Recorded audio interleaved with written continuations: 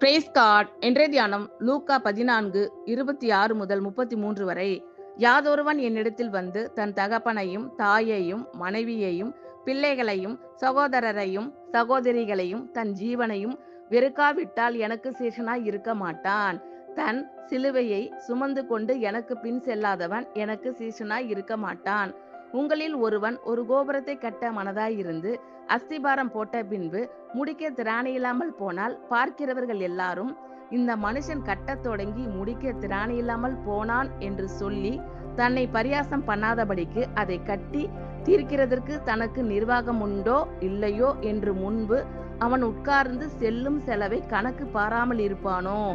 அன்றியும் ஒரு ராஜா மற்றொரு ராஜாவோடு யுத்தம் செய்ய போகிற போது தன்மேல் 20,000 சேவகரோடே வருகிற அவனை தான் 10,000 சேவகரை கொண்டு எதிர்க்க கூடுமோ கூடாதோ என்று முன்பு உட்கார்ந்து ஆலோசனை பண்ணாமல் இருப்பானோ? கூடாதென்று கண்டால் மற்றவன் இன்னும் தூரத்தில் இருக்கும் போதே ஸ்தானாதிபதிகளை அனுப்பி சமாதானத்துக்கானவைகளை கேட்டுக்கொள்வானே. அப்படியே உங்களில் எவனாகிலும் தனக்கு உண்டானவைகளையெல்லாம் வெறுத்து விடாவிட்டால் அவன் எனக்கு சீஷனாய் இருக்க மாட்டான். ஆமென். Thank you Lord.